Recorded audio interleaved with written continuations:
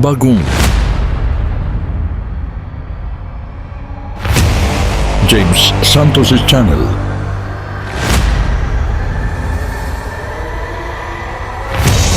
Bagong tema, bagong boses,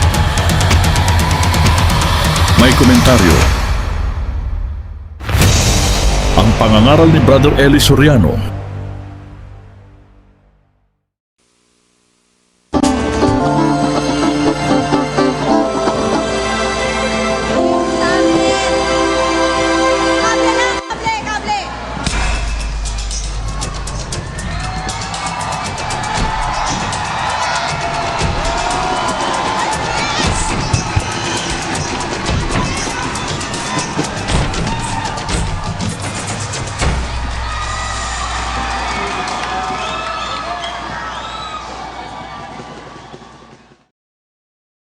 Ang mapapanood ninyo ay ang pangangaral ni Brother Eli Soriano.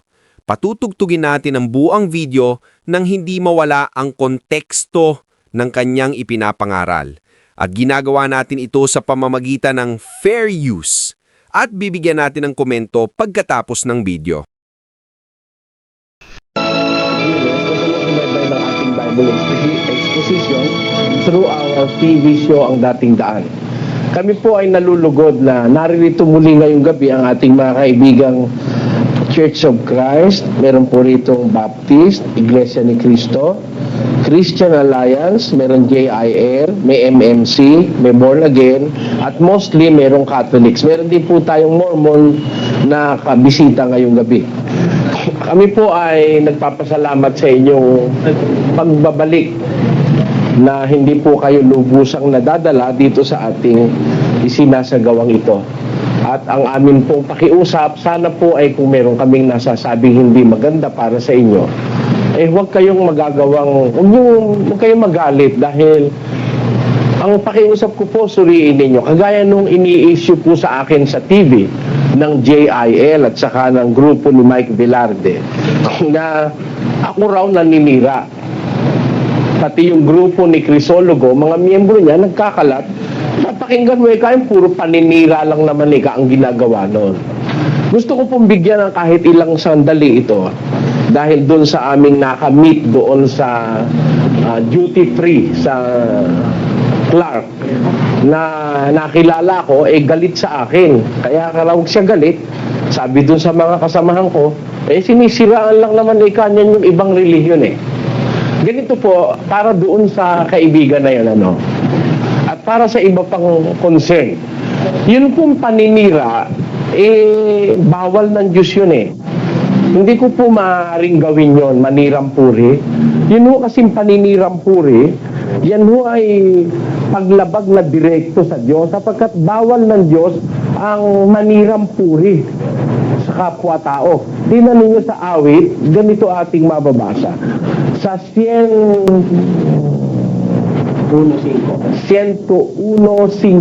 siyang ang sumisirang puri na lihim sa kanyang kapwa ay aking ibubuwal. tuloy. Siya ay mapagmataas sa tingin at may palalong puso ay hindi ko titiisin. Kita nyo, hindi tinitiis ng Diyos yun you will suddenly know na ikaw bagsak na. Sapagkat ang sabi sa Biblia, siyang naninirang puri sa kanyang kapwa ay hindi ko titiisin. Siguro ang ministeryong ito hindi ho tatagal ng 31 years as of now. Kung ako'y mayroong ipinunlang masamang paninirang puri sa kapwa. Ngayon, yung aking pagtatapat ng totoo, pinagkakamalan po ng iba na yun ay paninirang puri.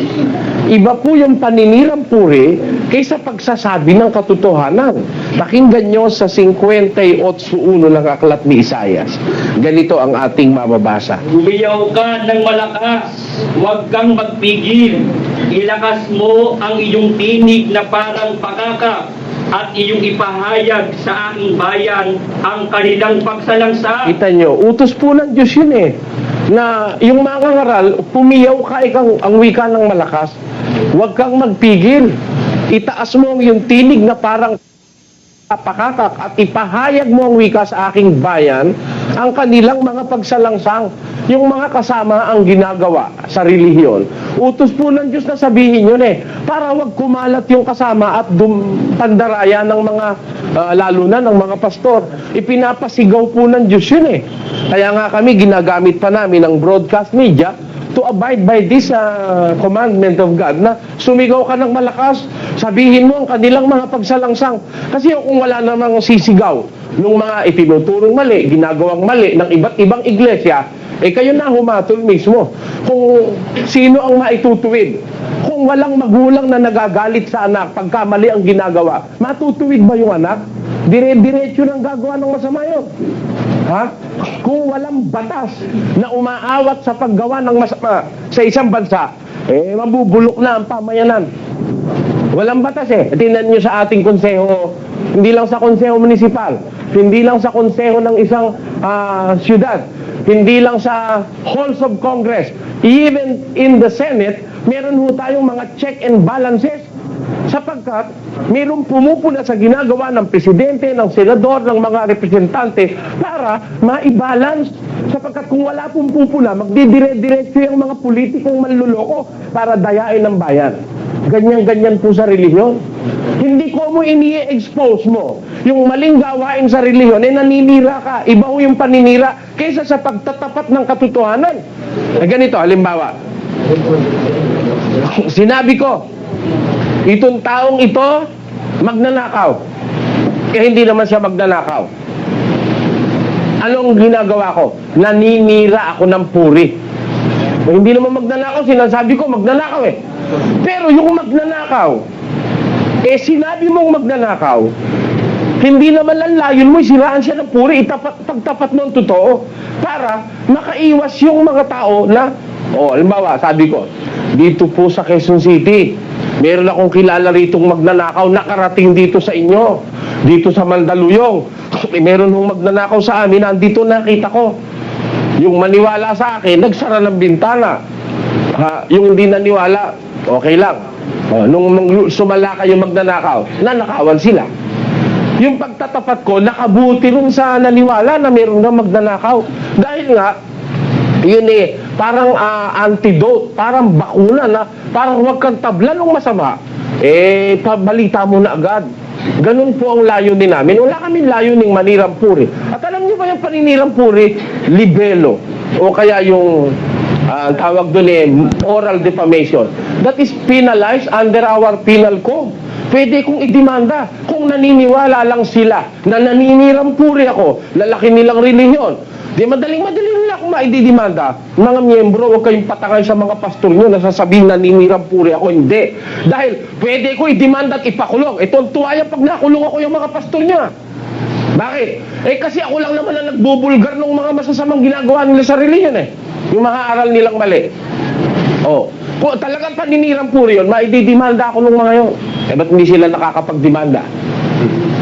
Hindi paninirang puri, sinasabi ko lang totoo. Diba? Sinasabi ko lang ang totoo. Halimbawa, sinasabi kong totoo. Yung sumulat sa pasugo. Hindi nakakaintindi ng ginagawa niya. Pwede ba ako niya i-demanda ng paninirang puri? Paano mo bang sasabihin mong naintindihan mo yung ginagawa mo, sukat tawagin mo ang Pilipinas malayong silangan? That's nonsense. That's foolish. That is baseless. Para sabihin mo ang Pilipinas ay malayong silangan. Ang Pilipinas, nasa malayong silangan. Hindi malayong silangan. Foolish ang may sabi niyan. Demanda mo ko. Yun paghahayag ko ng totoong pinaniniwalaan ko. At nobody can force you to do otherwise. Na ang sabihin mo yung hindi mo pinaniniwalaan. Meron tayong freedom of speech and freedom of religion guaranteed under our Constitution. Those are things that are included in the inviolable provisions of the Constitution. Ewan ko lang ngayon kung ano na nangyayari. Parang nagdududa ako dun sa black voting ba ang tawag mo, inilabas na yon. Baka ang maging bunga niyan religious war sa kinaharap. Paglalaban-laban ng mga reliyon. Pero mo, pwede nang bumoto ngayon. Bagay, wala na tayong sinasabi dyan. Anyway, hindi pa naman yata ewan natin, nagmamasid lang po ako. Pero ako, entitled tayo to express our own opinion, especially so when we're speaking of religion. There is always a separation between the church and the state. Kaya ako naniniwalang, wala naman ako sinisira ang puri. Halimbawa, sinabi ko, yung puno ng Mormons, hindi Kristiyano. Pwede ba ako siraan puri nun? Kasi sa Kristiyano, isang asawa lang ang pinahihintulot ni Kristo. Yung puno ng Mormons, maraming asawa eh. Yung si Joseph Smith, dokumentado naman yan. Pwede ba ako i-demanda ng Mormons ngayon ng paninirang puri? Hindi ako naninirang puri. Kagaya halimbawa, sinabi mo itong taong ito'y magnanakaw, hindi naman magnanakaw, naninirang puri ka. Pero pag sinabi mong magnanakaw, talagang magnanakaw, hindi ka naninirang puri. Pakinggan nyo sa 12:6 ng Juan. Ganito ating mababasa.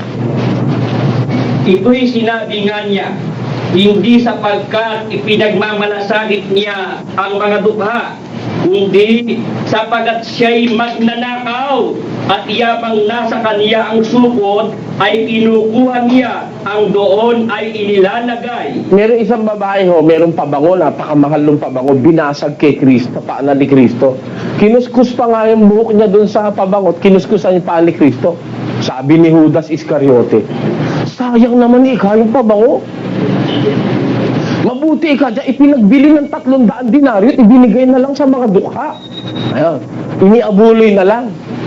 Ang sabi ni San Juan, hindi sinabi ni Judas yon dahil ipinagmamalasakit niya yung mga dukha. Kasi pag inabuluyan mo yung mga dukha, siyempre ibibigay mo sa kanya yung abuloy. Siya tesorero hawak niya supot. Marami siyang makukurakot doon sapagkat siya isang magnanakaw.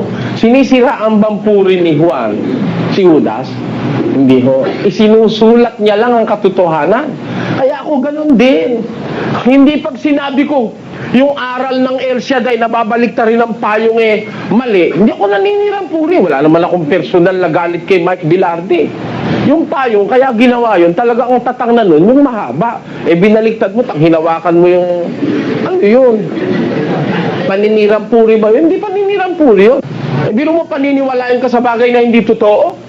Na pag ikaw yung Kristiyano yung magkakakotsi ka? Hindi mo ganun sa Biblia.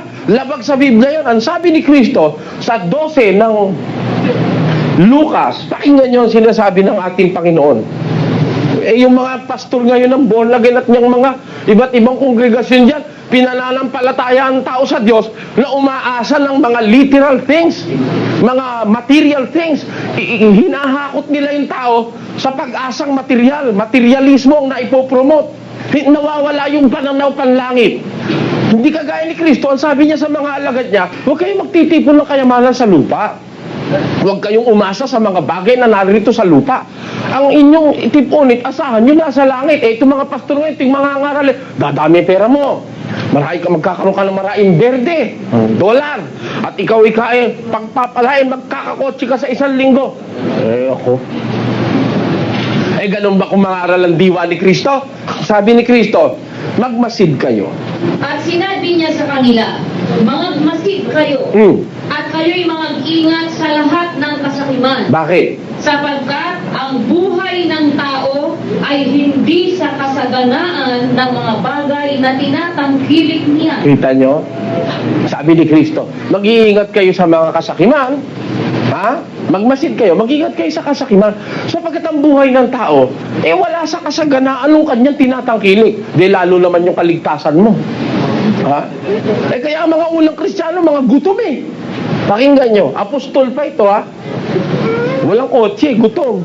Basa. Hanggang sa oras na ito'y nangagugutom kami. Sino nagsasalita? San Pablo. Ano sabi ni San Pablo? Hanggang sa oras na ito'y nangagugutom kami at nangauuhaw at mga hubad at mga kinampan at wala kaming tiyak na tahanan. Tuloy. At kami nagpapagan na nagsisigawan ng aming sariling mga kamay. Bagamat inuupasala, kami nagpapala. Bagamat mga pinag-uusig, ay nagtitiis kami. Bagamat mga sinisiraang puri, ay aming pinamanikan. Kami naging tulad ng yagit sa sanglibutan, sungkal ng lahat ng mga bagay hanggang ngayon. Tingnan niyo ang unang Kristyanismo. Mga nagugutom. mga hubad, mga tinampal, walang palasyo, walang tiyak na tahanan. May mga pastor ngayon, may helicopter, may private plane. Saan nyo pinagkuha yan? Di ba sa kahihingin nyo ng abuli na wala sa Biblia? Dahil kung ang kukunin mo yung abuli sa Biblia, na ipinahintulot ng Diyos, hindi yayaman ng pastor. Tandaan ninyo mga kapatid, hindi yayaman. Pag ang kukunin mo yung tagubili ng Biblia, wala kang ibebenta, hindi mo ninegosyo yung relihiyon, hindi ka magtatayo ng eskwelang may matrikula, hindi ka yayaman eh. Oh. Kaya yung mga apostol, hindi yumaman, nagmimilagro yun ha? Yumaman ba yun? Hindi yumaman yun. Namatay nga si Kristo, iisa tunikong buo, tunika na buo eh. Pinaganuhan pa eh. Hinapak pa. Kaya siya, binalot lang sa isang cloth na isinupply ni Jose ng Arimatea. At ang libingan ni Kristo, hindi masuleo. Libingang hiram. Yung libingan ni Jose ng Arimatea. Dahil nauna siya ang pinalagay ni Jose ron.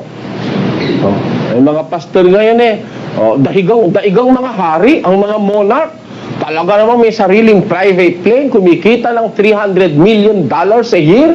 Ha? Naku po, kakalula, no? Pagka 300 million, di kayo maiinitan. Air condition sigurado, lahat ng sulok nito ating malaking palasyo. Ha? Pati kitchen nga, air condition eh. Miro mo kayo kumulo-kulo yung sa tindi ng air condition. Maniwala. Kaya kung kayo hindi magsusuri sa reliyon, ngayon sinasabi ko ito, naninirang puri ba ako? Hindi ako naninirang puri. Sinasabi ko lang yung totoong nangyayari. Talaga ngayon, ang malakas yumaman, mga pastor. Kaya ngayon, naging hanap buhay ang pagpapastor eh. Ha? Nakaalam lang ng 3 sitas ng Biblia, nangaral na mga kapatid. Sumasampalataya ka ba sa Panginoong Jesus? Tanggapin mo lang siya at meron ka ng personal na tagapagligtas. Saan mo nabasa yung personal na tagapagligtas na yun?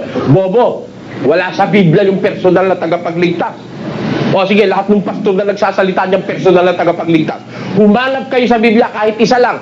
Pag nakakita kayo na si Kristo ay personal na tagapagligtas, nakahanda ko anong oras man, doon sa luleta pa, pupugot ako ng liig. Pag nakabasa kayo na si Kristo personal na tagapagligtas, no! Hindi ganun sa Biblia. Si Kristo, tagapagligtas ng iglesia. Ha? Hindi personal mo na siya paggagawin mo. Personal Lord and Savior. Personal Lord. No. He is the Lord over the church. He is never a personal Lord. Huh? He is Lord of the true church in the Bible. He is not a personal Lord. Neither is He a personal Savior. Because He is the Savior of all the righteous in the church. Hindi siya personal. Ano ba kahulugan ng personal? Pansarili. Tama o hindi?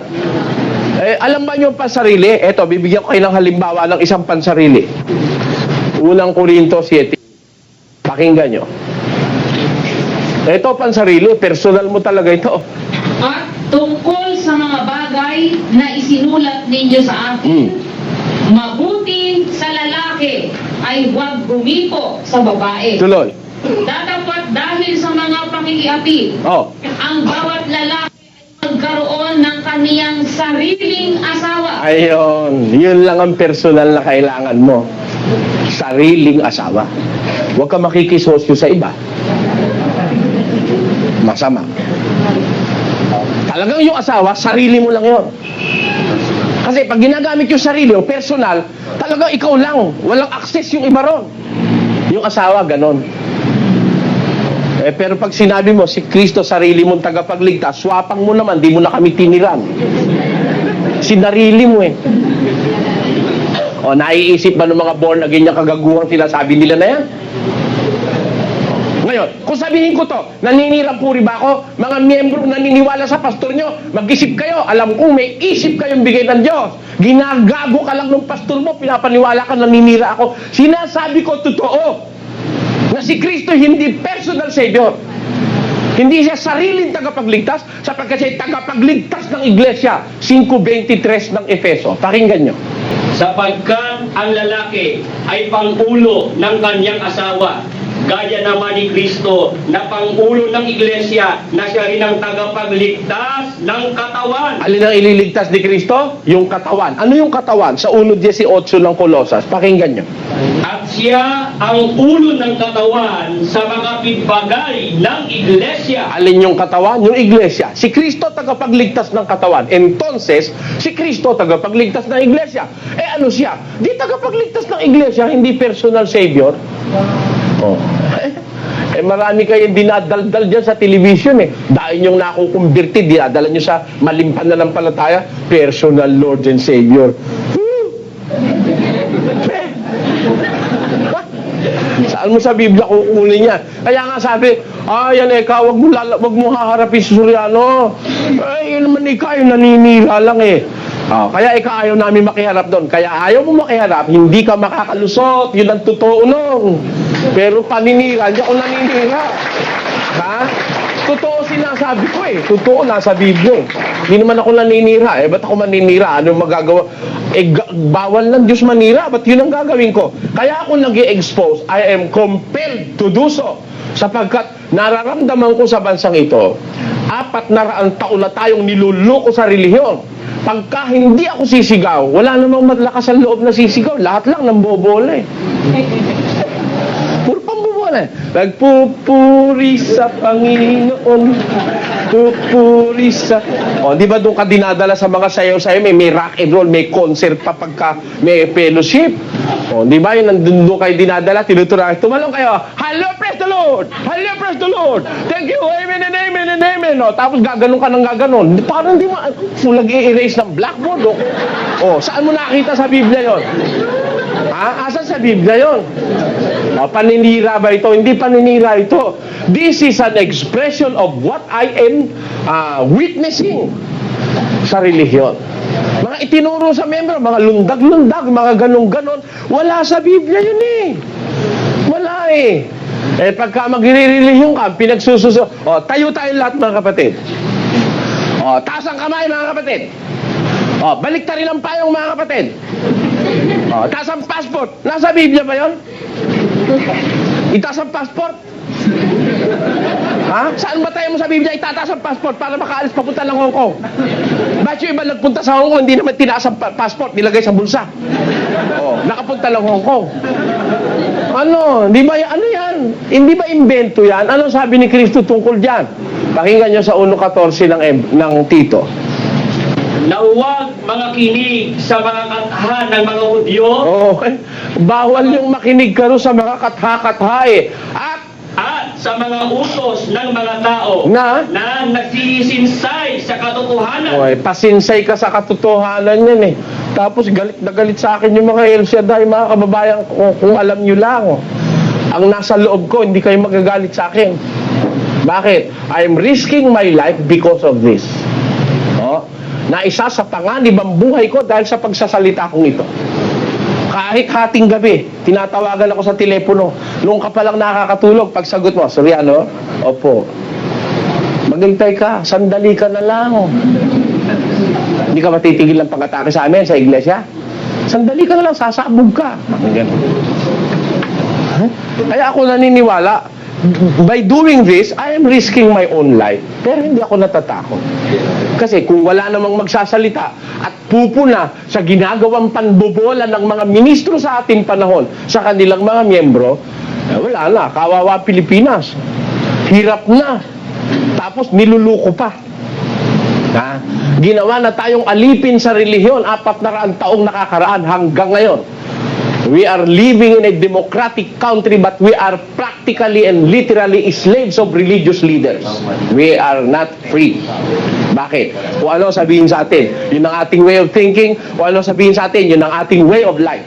Kung ano idikta ng religious leaders. Ngayon, dadating ang panahon, pati iboboto mong kandidato, dikta na rin ng religious leader mo. Kaya anong freedom mo?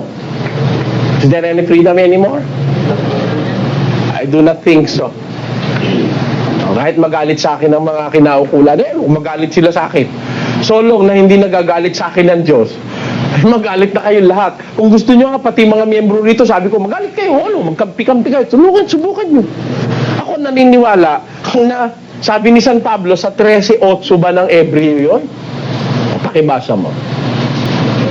Ano pa't ating masasabi ng buong tapang? Na? Ang Panginoon ang aking katulong. Hindi ako matatakot. Anong magagawa sa akin ng tao? O kita nyo, 3 beses na ako nabugbog eh. Inabangan, nabugbog, na ospital. Awa ng Diyos, buhay pa rin. Pagka talaga kasing mamamatay ka na, katanghalian tapat, biro mo nagbanggaan yung dalawang barko. Biro mo naman yun, ano yun, natutulog ang kapitan? Ha?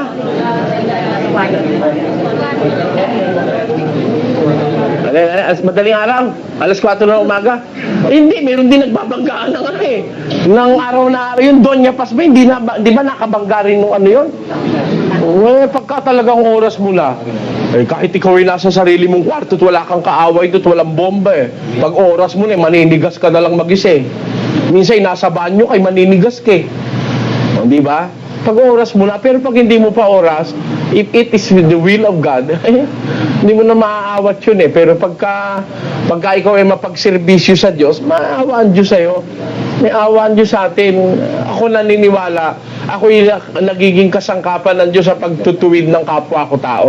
Para atrasan ko ito at matakot ako sa mga banta, lalabas naman, hindi ako tapat sa Diyos. Para ako duwag noon na pinagbantaan lang ako, titigil na ako. Kaya habang binabantaan nyo ako, para nyo ako sinisilihan yan, kala nyo. Bibigyan natin ng komento ang napanood nating video. Ito ay malayang komento lamang at hindi upang magmarunong. Magkomento rin kayo para magpalitan tayo ng mga kaalaman sa napanood nating video. At doon sa salitang personal Lord and Savior, ay wala tayong mababasang ganitong atas ng pananampalataya na si Jesus ang ating personal Lord and Savior. Pero hindi naman masama na sabihin ko sa aking sarili na ang Panginoong Jesus ay ang aking personal Lord and Savior. Si Jesus ay gaya rin ng isang doktor na manggagamot. At ang mga manggagamot ay may mga pasyente yan. At ibang mga pasyente niya ay siya ang kanilang personal doctor. Hindi porke personal doctor mo siya, ay hindi na siya personal doctor ng iba. Kaya mo siya personal doctor dahil siya ang nakakaalam ng kalagayan ng iyong katawan at pinagkakatiwalaan mo siya sa ikakabuti ng iyong kalusugan. At ganun rin ang Panginoong Hesus. Personal Lord and Savior rin natin siya. Siya ang ating pinagkakatiwalaan ng ating buhay at sa ikaliligtas ng ating mga kaluluwa.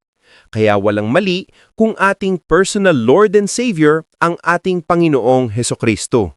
Amen. Kung nagustuhan ninyo ang aking upload video, paki-like naman, subscribe, share at comment. Maraming salamat sa inyong suporta at panonood.